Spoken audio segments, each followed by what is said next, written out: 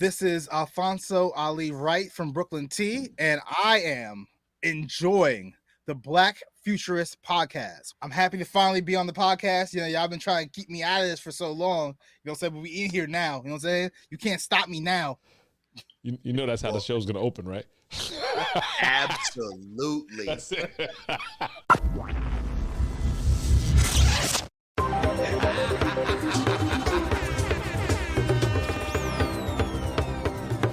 The Black Futurist. That's one small step for man. Okay.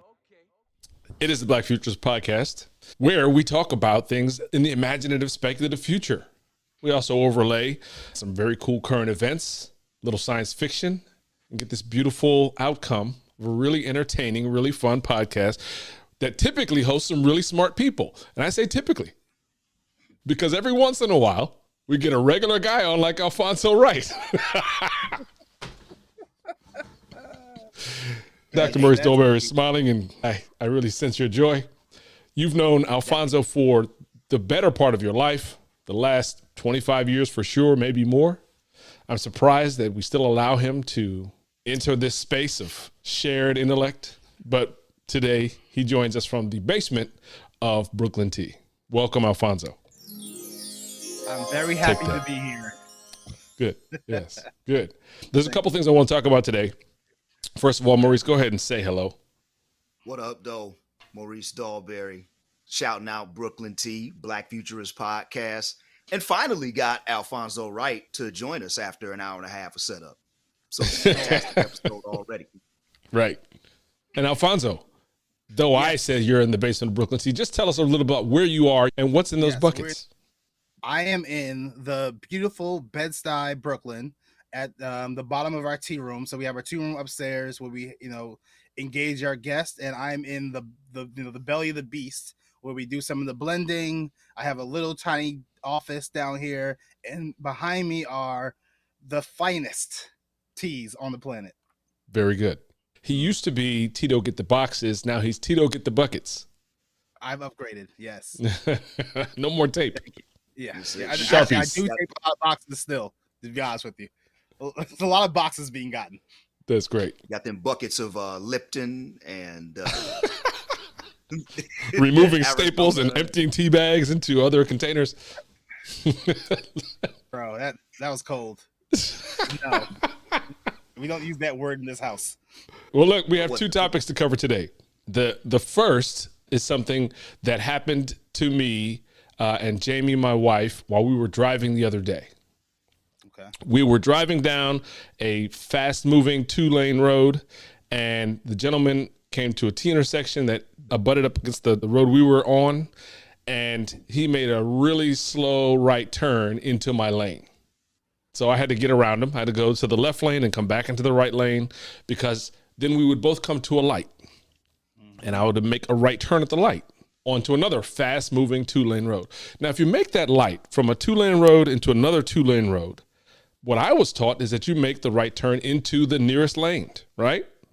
Right. Okay. So I'm at a red light. I make the right turn into the nearest lane, and I'm going.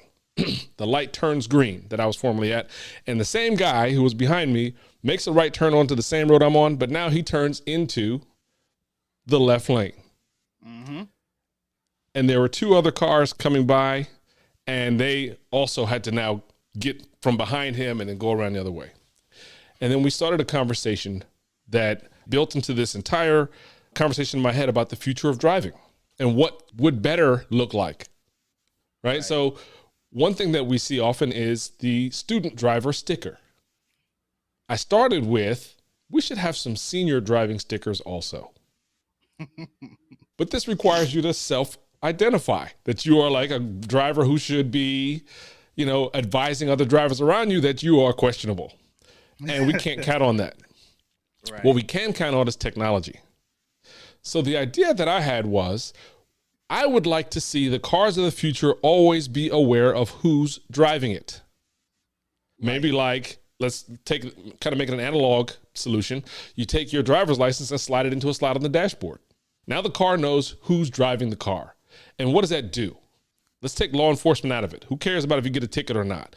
But if the car knows who's driving it, then we can set as a society parameters for what communication that car gives to all the other cars around it. For example, let's say if you were a student driver under the age of 18. So now the hazard lights or some version of the hazard lights are always on. Even if it's a sub-hazard light, like not the full hazard light, but like a little light on the side like buses have. Just let you know, hazard, this driver is new. That'd be helpful. And then the same thing could happen with drivers who have a certain number of years or points. What do you think? I think that that's a lot of subjective, lots of different things need to happen. One, all young drivers, all old drivers aren't the same, right? If when Dale Earnhardt is 65, he's not to be the same kind of driver as someone who grew up in New York City and now moved to North Carolina and got their license for the first time, right? Okay, So they that's should fair. have the same hazard lights, right? Right. You know, maybe someone who has a different personality at 18 is a better driver than me at 42, right? So Okay. I think that kind of arbitrary using age to differentiate drivers or warn other drivers, slippery slope. What if we look at, instead of as warning, as like holistic society? What if we say that, hey, when we know there's a student driver, as a father of a teenager or someone who's ever taught another kid to drive, and someone that you cared about, you want other drivers to be kind to your child because they're out driving and they're 18 or they're 17 or they're whatever. So you put the sticker on, hey, please be patient, this is a student driver. As a person with senior parents like you do, wouldn't you want the same from other drivers, to have patience around your dad or mom while she's out driving? I am astounded right now, B. You grew up in New Jersey. Do you know what we do to people with student driver bumper stickers? What did you do? What did you do to those people? Yeah. We zoom past them and look at them like they're stupid, right? Like you are adding a target to these people's backs, and all the jerks on the road are going to just see that and go, okay, this is someone I don't need to value at all. And I'm going to zoom past and cut them off because I can, because they're too slow to be on the road with me. Okay. Now we know Alfonso Wright from New Jersey's perspective. Dr. Maurice Dolberry, what do you say? You've got aging parents. I don't know if you want to tell any more story, but you got some family stuff going on. You want your loved ones to be protected when they need protection, or at least, treated with kindness and patience. What do you think of this idea? I'll start with this. I've always said, I wish we could all communicate with each other somehow, visually or verbally, while we're driving. And then I realized that would be an utter disaster and a fiasco, because the only time can you imagine, like, the number of times folks would be like, hey, that was a fantastic merge. You didn't cut me off at all. Point for you. Well done, sir. Right. It would just be a way to increase road rage. So I think of it first from that standpoint. Then from a mechanical standpoint, and this is something we've talked about on the show before, I think of it now as someone who has been driving a Tesla now for 2 years. I think now in terms of, let's make it so that the vehicles are aiding the drivers, right? So that's what happens, right? To your point, when I get in my car, I got my phone on, Bluetooth connected, it knows that I'm the one driving. Right. And so taking that data, taking all of my driving data, and then making sure that I am safe and that I am driving competently and that I'm driving in ways that help everyone else progress through traffic. That's the way I would look at it. I wouldn't want the subjectivity of a rating system. It's like, what's the insurance company that does the thing where, probably all of them now, plug in right, all of your driving data. So the moment you go 56 into 55, it jacks your insurance up or whatever, right? I'm hesitant to allow human beings to engage in the sort of subjectivity, because they might be like, hey, look, all y'all old people, anybody 55 and older, all of y'all need a gigantic exclamation point that virtually appears above your car like The Sims, so we know to stay out of your way whenever we drive it. Like, so I think that I actually find some ground, right, where that makes sense in terms of driver and driver profile, but it shouldn't be public facing. It should be internal, and it should be the car that's doing the corrections and stuff for you, not feedback from someone else, some person or entity. Okay, that's fair. I can accept that. I think that it's part of a holistic solution and holistic view. You're saying that there's merit to the idea that the car should know who's driving it, and that can be helpful. You're just saying it should face internally. I like the idea of setting as a society, or maybe just as the DMV, say, hey, look, once you're 70, we just put the half flash on. But I get you. Let's say if we went down that rabbit hole and it actually did have an external facing thing, I then began to talk about how that would impact the marketplace, because you're inevitably going to have people who don't want this feature. And so what it does now is if this becomes a compulsory feature like daytime driving lights, and people don't want daytime driving lights, then people are going to keep cars on the road longer that don't have daytime driving lights. If the driver identified profile with externally facing indicators is something that people don't want, and new cars are being mandated to have that feature, then you get the 2020 Camry stays on the road for an extra 5 years, which spurs the economy in terms of mechanics, secondhand parts providers, all types of things. It's quite interesting how these things are all connected. But I'm very pro, and because of my compassion for the people I love who are behind the wheel, and also because of my own impatience in my regular driving. As Tito's pointed out, I am from New Jersey, but I also do have patience and reel myself back in when it's identified that this person is somebody who needs more patience, kind of like getting on the airplane earlier. I will say this as our DEI resident critical race theorist and everything else. Once you start allowing factors and cultural identifiers like age, it's a slippery slope. It's all over our society. What's that? Try to get a drink when you're 17. Try to buy cigarettes when you're 20. There's art. Stuff exists. Sure. All right. Now be driving and be an Asian woman and make a mistake. I want you to continue that statement. You are subject to every single stereotype that we all have heard about women driving, about certain ethnicities, in particular, how Asian people drive, which, let me just say, on its face is absurd. It is purely about confirmation bias. However, that's exactly what will happen. So people will then see that exclamation point. Oh shit, here comes somebody who can't drive, right? So it would immediately stigmatize. I see the face you making, right? B's like, hell yeah, that's what I want. And I want to know. The point right there, right? It's to Tito's point. Every 70-year-old driving is not the same, man. Why has the number of lights on a school bus changed drastically since the time we rode them to now? In order to provide more safety for children who are getting on and off the bus. That's all I had to say. You can't weaponize lights on a bus. You can't weaponize daytime lights. You can weaponize any identifier of anyone, especially if there could be some negative connotation to it. And as human beings using any type of technology, maybe the second thing we do is find a way to use that against other human beings. It's inevitable. So, maybe the intention of it is for safety, but eventually it's going to be the scarlet, letter A on some people's cars. In your families, have you guys ever had to have the discussion with any of your loved ones that it was time to give up the keys? Tell the story. Man, love my grandfather, R.I.P. to Hubert Ellis. That was my dude. He taught driver's ed for decades, had a driver's ed car. They used to call my grandfather Crime because he didn't pay. And man was notoriously cheap. And so you take the driver's ed car home, man. That's a practical dude. And so he taught driver's ed, was a fantastic driver technically, and literally taught it and taught proficiency. So it had to be sometime, I'd say maybe around mid 70s or so. I drove with him. This is the dude who I grew up with. This man is like a fantastic driver.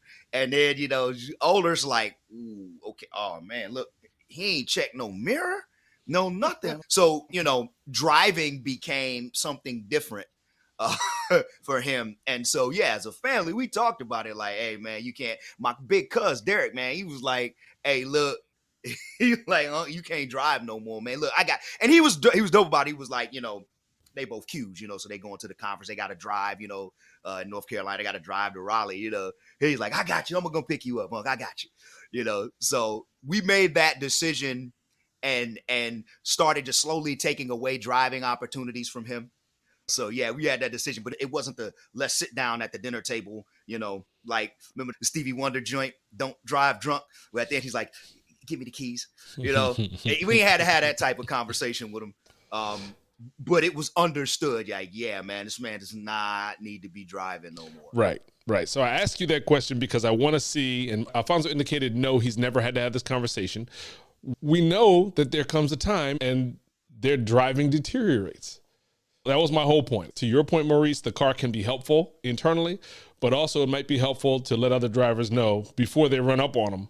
Please be patient and be cautious. Autonomous driving is here and improving. So eventually, none of us will be physically driving. We'll have cars that drive us. I haven't been to San Francisco, but I'm hearing that like that is the breeding ground for like trial and error for the autonomous car. And like they're almost like Ubers at this point, right? So I think when Granny wants to go to the grocery store, Jarvis, her autonomous car will just take her there and take her back, and she doesn't have to worry about that anymore. I think that's probably the future of driving, not the scarlet letter, you're old symbol on top of your roof. Got it. Talking to two cats who are from Tri-State, I think all of us are going towards, being New Yorkers, so to speak, in terms of like, we just don't get driver's licenses. So like B, you mentioned family stuff coming up. Yes, we like Dame time around here with the twins on the way. And I think about, 16 years from now, having two 16-year-olds and seeing where the technology is going, I would not be surprised if they are, for example, just in a lifetime where people just don't get a driver's license because of what Alfonso was saying, right? Like driving will be autonomous, owning your car will do most of it for you. 16 years from now, I think that it's a strong possibility that deteriorating driving skill actually becomes a moot point. Yeah, it's scary. And then part of my personality is like the guy in Roadhouse who just keeps a combustion powered vehicle in the barn underneath the sheet just in case it all goes down. Roadhouse, if it goes down, I'm good. You know what it is. You're gonna get arrested immediately. Like smog. We haven't had smog in this city in decades. Yep. And every action movie from the future involves that one guy who has the previous technology and still knows how to use it. Sorry.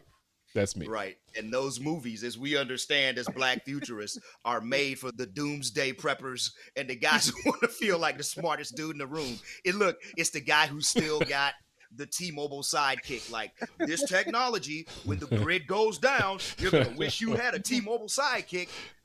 Like, you know what? I sure will, man. But until then, I ain't buying no damn T-Mobile sidekick. You keep that shit. Using pager codes. Right. Like Ridiculous. a wire, texting pictures of clock faces. Speaking of doing things in new and inventive ways, we have this guy here sitting in his basement who sells one of the most analog products and services at the same time, which is putting plants in hot water and waiting in the store. And I'm going to charge you for it. And then I'll send you the plants to your house and you can put them in hot water at your house and wait and then drink it. You can't get too much more analog than that. They're aqueous infusions. Thank you. Okay, great. Aqueous infusions. Very good. And what you're doing, though, and that I think that you've been actually heralded for, is bringing digital marketing to that very analog business. And you've gone to many different conferences and been asked to speak, you and your wife, about digital marketing for consumer packaged goods, in particular tea.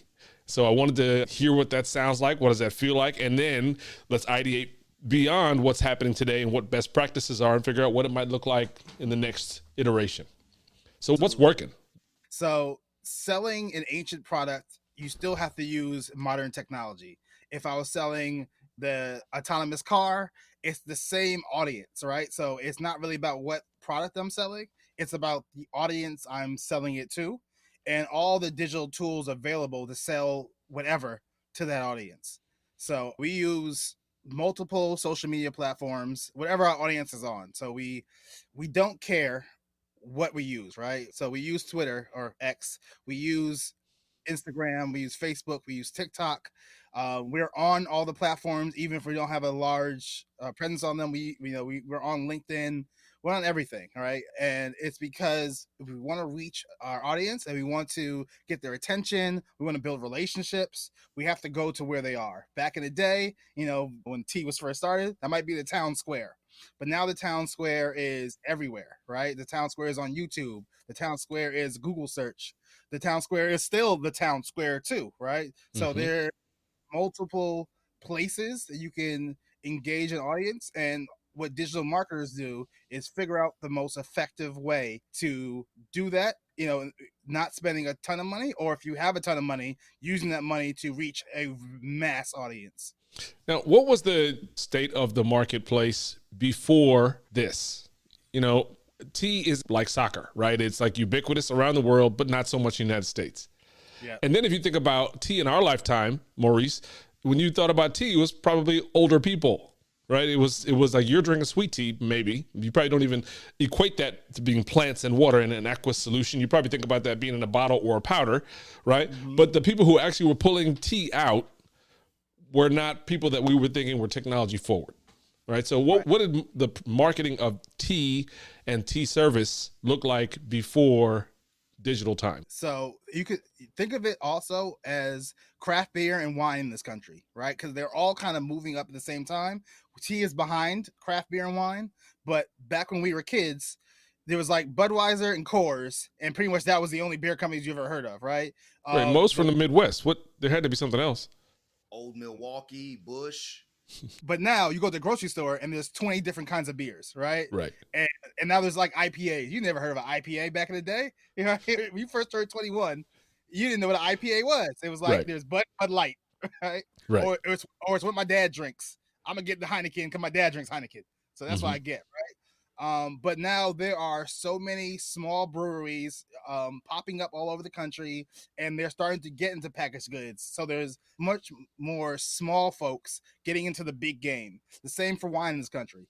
Now there's so many different wineries that there's not even a top winery that comes to your head when you think of wine, right? You just think, okay, I'm gonna get a Riesling. Oh, there's 9 different companies that make Riesling. Mm-hmm. I don't really know any of these companies. This packaging looks good, right? Label wars. That's usually the extent of people's thinking. So tea is in the same boat.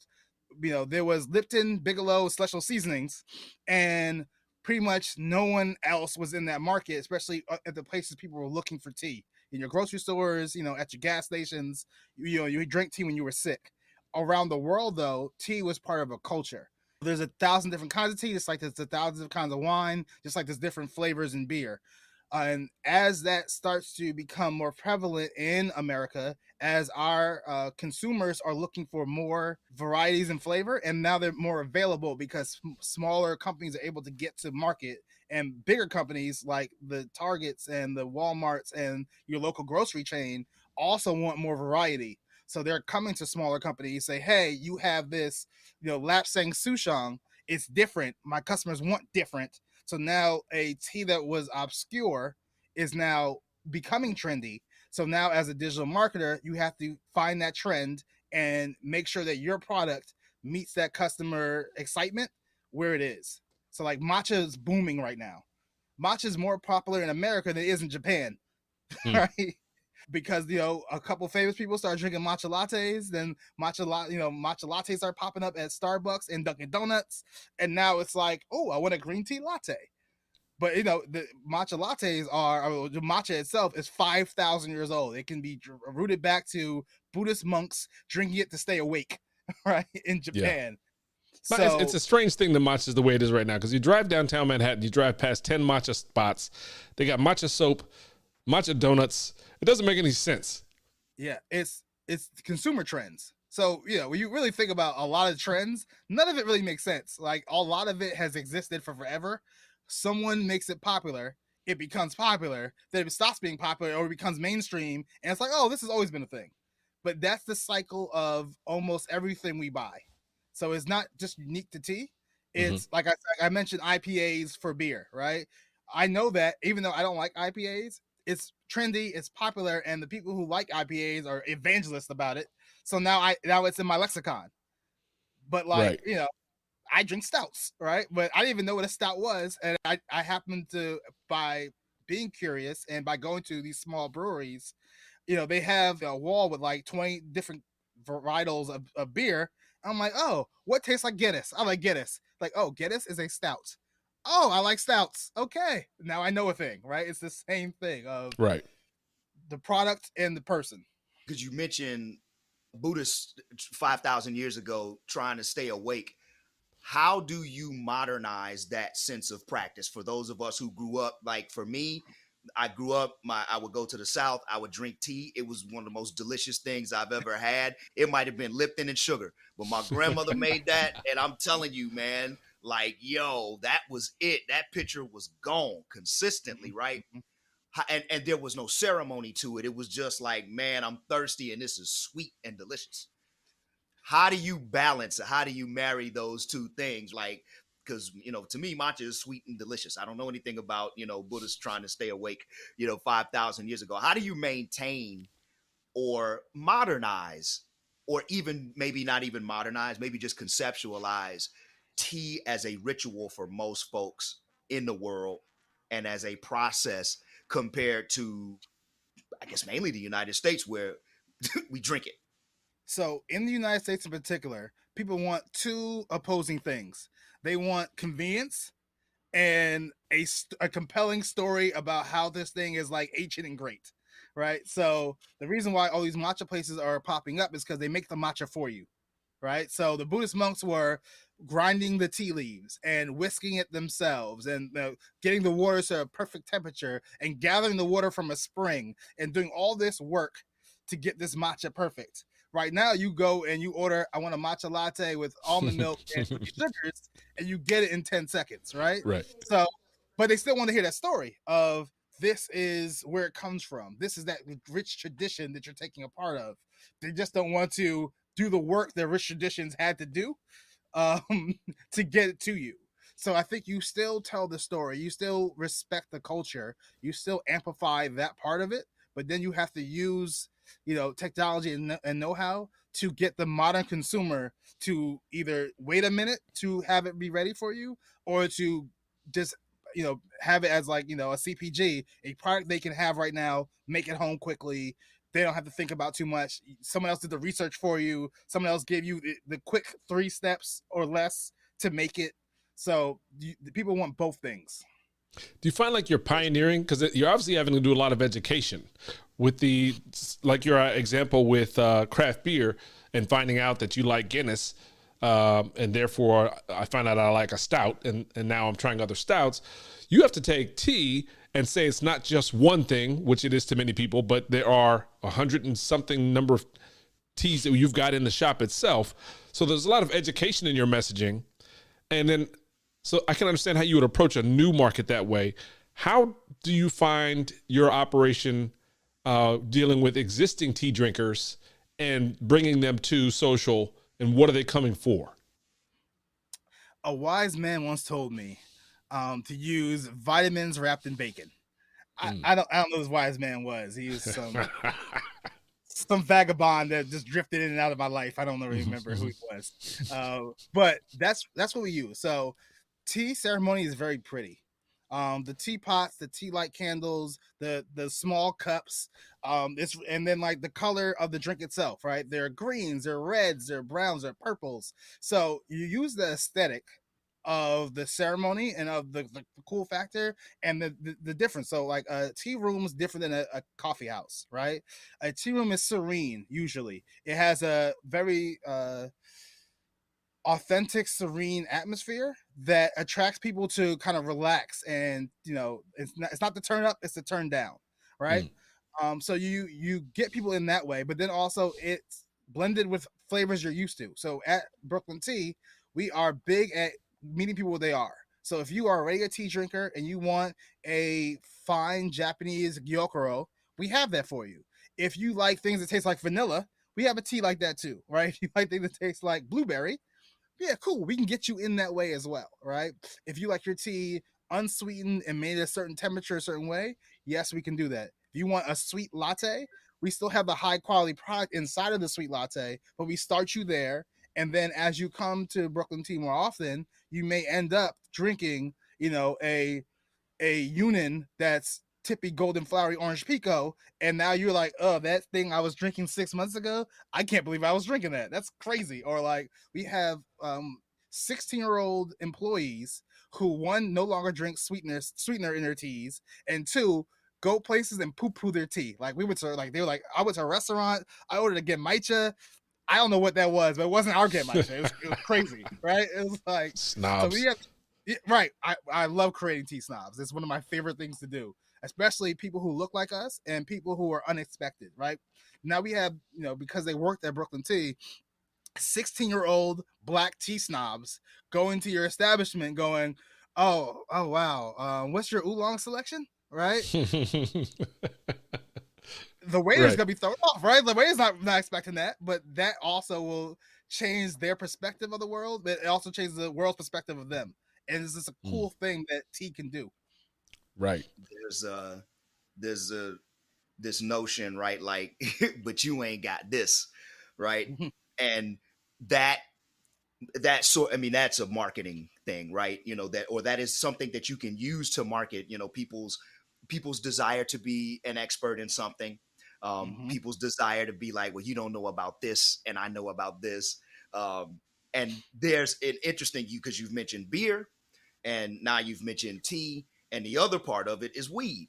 Now that is legal in most places, you're creating connoisseurs, in dispensaries, now in tea bars and places, and in microbreweries like you're talking about. So there's an interesting kind of confluence of how these three, and all of them, consumer packaged goods, right, that are, have some sort of expertise and notion of expertise and notion of taste. Wine as well, right?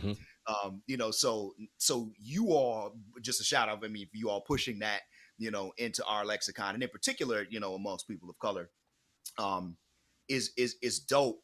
What do you do next? How do you stay, how do you stay consistent? How do you stay relevant? How do you, continue to, make sure people are like, oh, but you ain't got this one now. So you know what? It's another marketing strategy too. Is like let people believe there's still magic in the world.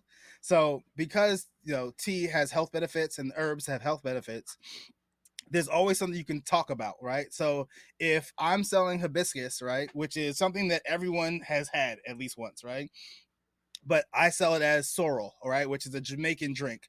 It feels exotic to people who aren't Jamaican and who don't have access to Jamaica, right? But also I can sell it as a health product. This helps with, diabetes. This helps with blood pressure. And now that you know that, right, now that I've educated you on that, you can tell your friends with diabetes and blood pressure. And you are, as you said earlier, the smartest guy in the room, right? So there is lots of different ways to sell any product. And I think for tea, because it's such a vast amount of teas and herbs, that you'll never get bored with it. And you can kind of like I did with craft beer, you can find the thing that's perfect for you, right? I don't have to drink black tea. Maybe I don't like black tea. Maybe I never like black tea. But you know what? Maybe this white tea with peach is the best thing I've ever tasted in my entire life. And now white tea with peach with just a touch of honey is how I drink my tea, right? So it's like, now, like, as we were talking before, as the Tesla, that you put your Bluetooth in and now the seat moves up and the mirrors are changing just for you. This is your thing, right? Because there's so many options, tea can be the same way, right? It could be you make a profile and I go, okay, now that you've told me this information about you, or now that I've connected to your Facebook profile, here's the perfect tea for you, Mo. It's a lap saying that reminds you of an old fashioned, because I know you like your smoky whiskey, right? So Right. like, I think that's the future of all things. It's like the Jetsons, right? It's you press a couple buttons, it reads your irises, and now you have the perfect beverage in front of you. And that seems like something perfect, because I think of, you're talking about, 5,000 years ago, monks bringing calm or trying to, wake up, and all these different things. And now in 2023, I think I'm gonna make up some. I got this chai matcha latte with tap root and this flower that come from the top of a mountain that cures sand palm. If you got it from this kung fu technique, right? And they're gonna put that in a styrofoam cup, hop onto a subway, and gulp it down on their way to work. For you, as someone who is a tea sommelier, how do you balance those notions? I mean, part of it is just like, look, what you do with it out the shop is cool because I done made my loot. I know that's part of it. But as someone who is invested right in this culturally, and has traveled, of course, as we've talked about on the show before, you've been to India. How do you balance and maintain those things within your branding? Yeah. So my job is not to judge you. My job is to find you what you need, right? And all the education and learning I do is so I can get you the right product for you, right? Way back in the day, one of my first jobs out of college was working at a Foot Locker, right? And it was, it was like that kind of in between where you didn't find your corporate job yet, but you still need to make money for rent, right? But what I learned at that, low level, quote unquote, retail job was that you have to learn to not put what you want someone to buy onto them, right? Like, yeah, I wish you would buy the most expensive Jordans because I'm on commission, but you came in for some Chucks and I keep pushing these Jordans, you're not gonna buy anything, right? So if you want some Chucks, we got Chucks. I'm gonna get you some Chucks, hopefully sell you some socks with it and some shoe cleaner, right?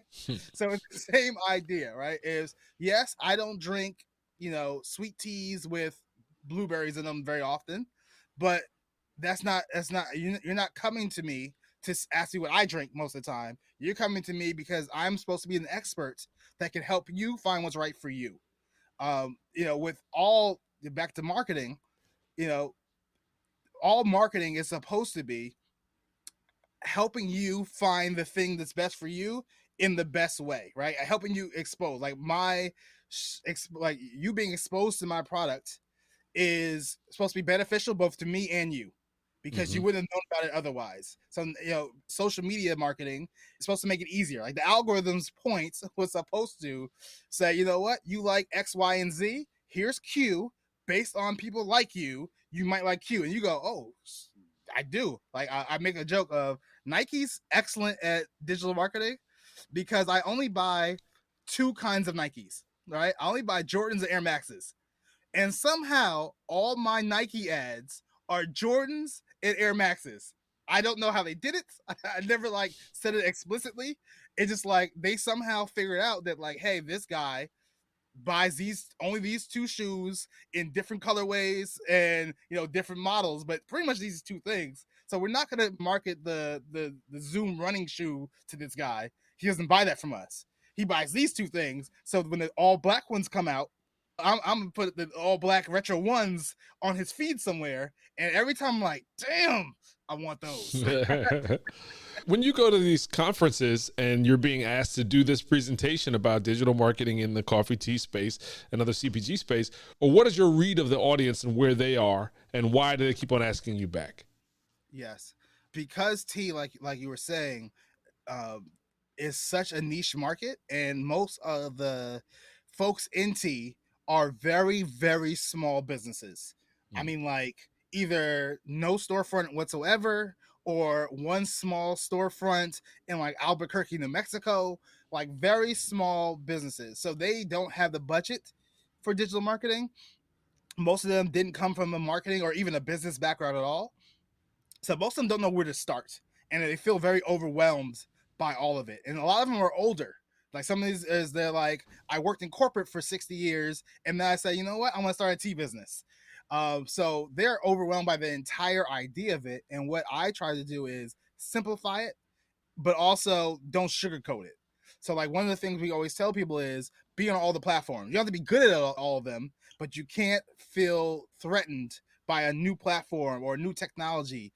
You have to just dive in, and maybe your TikTok isn't as good as your LinkedIn, but still have a presence on TikTok and still post a video every once in a while, because you never know what's going to resonate with that audience. You just don't know. So a lot of what I'm doing is I'm a nerd. I'm a digital marketing, I was an expert at least. So I use that knowledge and know-how. I break into small digestible pieces, and I let people who are kind of afraid say it's not that scary. Here's an easy thing you can do. And then here's how that can be duplicated to a more complex thing. Like, if ad buying is scary, because it can be, but you know what? With Google ads and with Facebook ads, with TikTok ads, you can do $5. You can start at $5 and fail miserably, or you can do well with $5 and then turn it to 15, then turn it to 50, then turn it to 500 with return Right. on investment. How do you keep this lesson and this PowerPoint deck, especially in the era where you have e-commerce, which means there is no more local? How do you prevent this from being your core business of teaching other people how to market, or how do you prevent from creating your competition, being that there's no more local? I don't mind the competition, right? So in tea especially, it's tea versus everyone else, right? Almost, it's like Detroit versus everybody, right? I want more people to drink tea, because the more people that drink tea, the less education I have to do. The easier for me to get tea drinkers to come to my product than to teach someone how to be a tea drinker. So Yeah. I'm fine with the tea industry just taking over the world, and then life is just easier for me in general. So that's not really a factor of it. And then like with the changing of it, I do this work anyway. I'm always going to see what the next new technology is, the next new digital marketing trend is, and to be able to share that with people who also have another interest I have, which is tea and the tea business, I think is fun. It's lovely. I enjoy doing it, and we keep getting asked to come back because, as Jamila says, my wife and business partner, no one can outjoy us. Like no one can show that we are excited about both the tea industry and the different ways we can share it with people. So I think that, thinking about like, oh, I'm gonna hold this trade secret, just for us so we can, beat everyone else. I think that's actually a mistake, because we're in such a niche business that the more people are pushing this message of tea is delicious, the more we all win. Yeah. So what's next? If you had the magic wand or the spell book and you said, "Hey, man, I'm doing really well with this digital marketing, the tools that we've currently got. I'm able to inform my people. I'm able to find new people, and I can also, with e-commerce technology, I can kind of track what people's preferences are and feed that. But what's missing? What's the friction that you're still running into, or what is the great, wish that I had? I wish I could do. It'd be even flyer. I get a 10x if I could do this. What's Yeah. next?" So because I listen to the Black Futurists all the time, there's a lot of people who are on your podcast who are like on the forefront of a technology, right? Mhm. And I constantly, especially with like AI and Chat GPT and all the other ones, I kind of feel like there's something coming that like AI can make my business better that I just don't know it yet, right? I'm looking forward to like the Jetsons, where some way AI can make my knowledge come to the customer. It looks Mo in the irises, and then Mo knows what Brooklyn tea is already gonna be ordered because it already has Mo's credit card file, right? So now a package is already being sent to you with very simple instructions that you put into some gadget that Brooklyn tea makes, that makes you traditional, high quality loose leaf tea at the touch of a button, right? Yeah.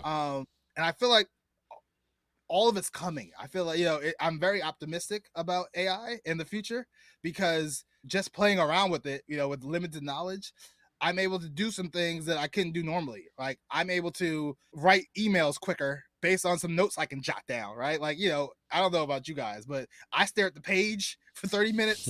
I write, I look at it like, oh, let me rewrite this one paragraph. Now I'm editing, right? And editing is way easier than writing. Yep. Exactly. Definitely been there before. It's very difficult for me, like for people who can just write things down, like, yeah, you just type in and get your thoughts out. I can't do that because I edit as I go along. I'm thinking, I'm looking to all too often I get caught up in trying to find a perfect word or phrase. So yeah, I feel you on that, man. Definitely. But that speaks to what you're talking about, right? Because you're ultimately in a service industry, and you're providing a service through a good, you're educating folks. And so, yeah, you want to get the communication right. It's important because while the person is probably going to walk off in the paper cup, go on the subway, guzzle it down, and, yeah, I like matcha tea hibiscus sorrel root, whatever, right? and with elderberries in it. And then they're gonna come back, and it's part of their routine because of how you've communicated with them, because of the experience and because of the joy that you all have and the way you express it on social media. So, I feel you. I see where that comes in. Hey, switching subjects and kind of tangential is the impact of AI on many things. As you talked about, Dr. Dolberry, you're a wrestling coach. I was watching the Ravens, and they were talking about how Ravens quarterback Lamar Jackson uses the thing on his sleeve, the little book on his forearm, when most quarterbacks don't use it. And he's got like the Tom Brady book, and the offensive coordinator will say, okay, play number 32. And he'll look at it, boom. He's also now they can hear the offensive coordinator in their thing for however many seconds before the play starts. We're moving in a direction where technology is impacting sports. In some future, AI is trainable. You can have a wrestling coach who says, hey, let's run a simulation. Johnny has, these are his points that we, just like a video game, we know his speed, his strength, and all that stuff, left side, right side. We know we've kind of analyzed his opponent, and we know that if we call play 3, we're going to have a good chance of winning. How do you feel about that? Is that fair game? Is that out of bounds? How far does the AI thing go? I think it'd be fantastic. I've seen people play around with models in headgear, and for because we got 2 wrestlers on here, for all of the all those morons talking about wrestlers wearing ear muffs, which makes absolutely no sense, because you know what earmuffs are, and you realize that's like if you're on a football field and you're like, hey, all these guys have on hats. Hey, if you don't wear them earmuffs, you see what happens to them ears. Headgear. Correct. No one in wrestling wears earmuffs, just like no one on a football field has a cap on top of their head, right? So we have taught, there have been people who have tried to get that same technology that's in football helmets inside of wrestler headgear. So as a coach, you can talk to the athlete while you're doing it. Yeah. We use video all the time to break things down. I think AI would be fantastic to do that. If I knew, for example, my wrestlers' speed when they did a leg attack, when they level change and then drive towards their opponent, if I know their average speeds on certain shots, right? So now as I'm recording, the AI is calculating all of those things. That's makes me a better coach. That's already possible. It makes me a better informed coach. And I'm not scared of that at all, because ultimately it's similar to the point that Tito's talking about with T. There's the knowledge and there's the data that you can gather, but ultimately there's the coaching that has to occur, right? And there's a difference between sending someone instructions and doing actual coaching. And so, B, this, of course, as a coach yourself, right? With nutrition, you can send someone a perfectly laid out plan, moment to moment, for what they need to do during the day, literally second to second.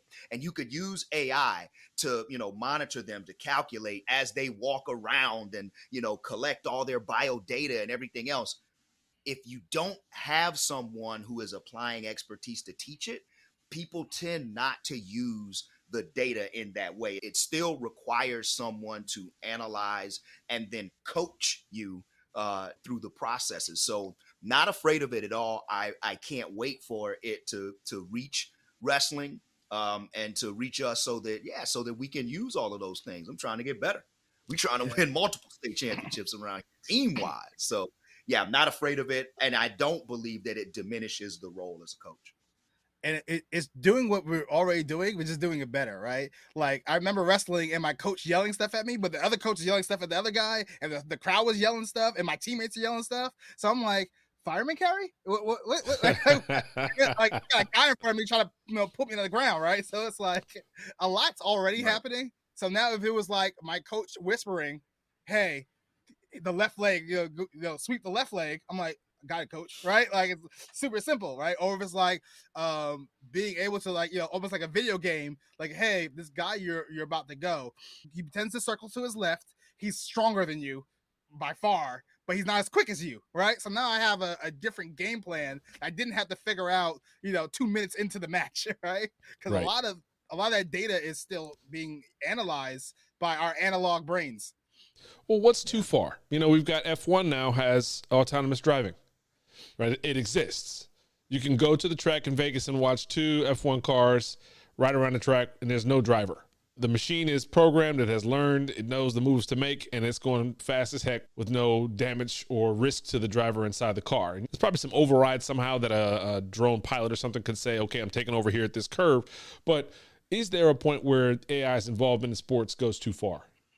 Yeah, I think at that point, you're watching computers race against each other. That's interesting, right? Now, I wouldn't compare that to watching humans race against each other. I think that's, those are two different things in terms of what I'm looking for, right? And my appreciation for what's happening. I tend to downplay the ability of computers and artificial intelligences to execute human things, right? Like driving a car, the precision with which they can do things and operate, move the steering wheel, move the pedals. Look, Eddie Murphy said that, talking about Stevie Wonder. I ain't impressed. That don't impress me. It's a computer. Of course it can. But it's fascinating, right? Man, it's life-size RC cars. And I used to build, little radio controlled cars. Now it's life-sized. And now it's, okay, now instead of me holding the sticks, I'm programming a computer to do it. To me, it's just the next iteration of that. Right. Yeah.